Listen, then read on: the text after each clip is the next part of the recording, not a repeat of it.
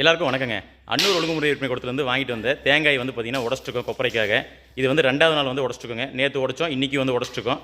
என்னென்னு வந்து பார்த்தீங்கன்னா, இந்த வாட்டி ஒரு தவறு பண்ணியிருக்கோம். என்னென்னு வந்து பார்த்தீங்கன்னா, குட்டு இந்த மாதிரி லாட்டுங்க, இந்த மாதிரி பெரிய பெரிய லாட்டெல்லாம் கொட்டி வச்சுருப்பாங்க. நம்ம அந்த லாட்டுக்கு தான் எழுதுறோம். பார்க்கறக்கு வந்து பார்த்தீங்கன்னா கருப்பு காய் மாதிரியே இருக்குங்க. பார்க்கறக்கு குடுமியெல்லாம் உரிச்சு கருப்பு காய் மாதிரியே இருக்குது.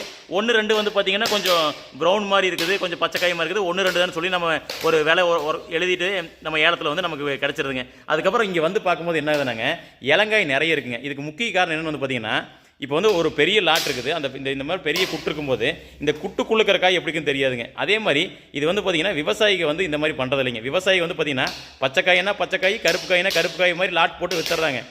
ஏன்னா ஒழுங்குமுறை விற்பனை கூடங்கிறதே வந்து பார்த்தீங்கன்னா விவசாயிகள் விற்பனை பண்ணுறக்கான நடந்தாங்க. ஆனால் அந்த விவசாயிகிட்ட வாங்கிட்டு வந்து சின்ன சின்ன வியாபாரிகள் வந்து பார்த்தீங்கன்னா விற்பனை பண்ணுறாங்க. அவங்க என்ன பண்ணுறாங்கன்னா, அங்கே வர்ற பச்சைக்காயை எடுத்துகிட்டு போய் அவங்க வந்து கசங்கள் போட்டு மறுபடியும் வந்து பார்த்திங்கன்னா அதே இடத்துல விற்கிறாங்க. ஒரு 2 ரூபா 3 ரூபாய்க்காக வந்து பார்த்திங்கன்னா, 1 ரூபா 2 ரூபா லாபத்துக்காக வந்து பார்த்திங்கன்னா அவங்க பண்ணுற வேலை. அங்கே போய் கொள்முதல் பண்ணி கொப்பரை உற்பத்தி பண்ணுறவங்களா இருந்துச்சுன்னா மாட்டிக்கிறேங்க. இப்போ நம்ம வந்து செக் எண்ணெய் வச்சுருக்கோம். நீங்களும் செக் எண்ணெய் வச்சிருந்தாலோ இல்லை கொப்பரை தொழில் பண்ணுற மாதிரி கொஞ்சம் கவனமாக இருங்க. என்னென்னு வந்து பார்த்தீங்கன்னா, அந்த சின்ன சின்ன வியாபாரிகள் கிராமத்துலேருந்து கொள்முதல் பண்ணிட்டு வந்து விற்கிற சின்ன சின்ன வியாபாரிகள் 1000 2000 ரூபா சம்பாதிக்கிறவங்க பண்ணுற வேலை நமக்கு வந்து பார்த்தீங்கன்னா பாதிப்பு உண்டாக்குதுங்க. என்னென்னு வந்து பார்த்தீங்கன்னா, இளநீர் காய்ங்க. அவங்க வந்து பச்சைக்காயை வந்து கசங்கள் போட்டு கொடுக்குறனால என்ன ஆகுதுன்னா, நமக்கு வந்து கொப்பரை உற்பத்தி கண்டிப்பாக மேட்ச் ஆகாதுங்க. ஏன்னா ஒரு கொப்பரை உற்பத்தி பண்ணும்போது நமக்கு என்ன ஆகும்னா, நமக்கு நல்லா முதிர்ந்த தேங்காயாக இருந்தால் தான் வந்து பார்த்திங்கன்னா நமக்கு வந்து பார்த்திங்கன்னா சீக்கிரமாக காய்ச்சல் வரும். சீக்கிரமாக வந்து பார்த்திங்கன்னா அதை தோண்டின அவுட்புட்டும் நல்லா வருங்க. அவங்க வந்து பார்த்திங்கன்னா இளங்காயாக போகிறனால நமக்கு தண்ணீர் அதிகமாக இருக்கும்.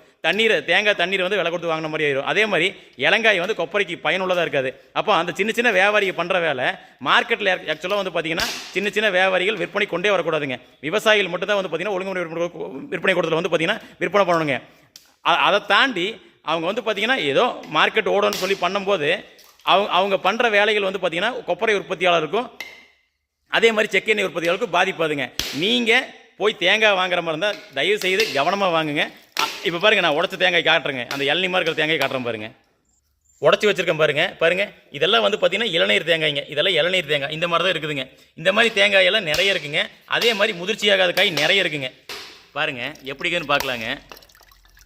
பாருங்கள், இதெல்லாம் வந்து பார்த்திங்கன்னா இன்னும் வந்து பார்த்திங்கன்னா நல்லா விளையாத காய்ங்க. அப்போ என்னென்னா நமக்கு வந்து அவுட்புட் வராது, பர்சன்டேஜ் வராது. நமக்கு வந்து குறைஞ்ச லாபம் தான் கிடைக்கும். இந்த மாதிரி வந்து பார்த்திங்கன்னா நம்ம ஏமாறும்போது வந்து பார்த்திங்கன்னா அதிக லாஸ் ஆகிற வாய்ப்பு இருக்குது. இளைஞர்கள்லேருந்து பெரியவங்க வரைக்கும் நீங்கள் வந்து பார்த்திங்கன்னா கொப்பரை தொழில் பண்ணுறீங்க, கவனமாக பண்ணுங்கள். இந்த மாதிரி ஏமாந்துட வேண்டாங்க. இது நேற்று உடச்சி போட்டதுங்க, இது இன்றைக்கி உடச்சி போட்டுக்கிறதுங்க. இதெல்லாம் வந்து பார்த்திங்கன்னா எல்லாம் காஞ்சக்கப்புறம் எவ்வளோ முதல் தரம் எவ்வளோ 2ஆம் தரம்னு சொல்லி கணக்கு பார்த்துடலாங்க. நன்றிங்க.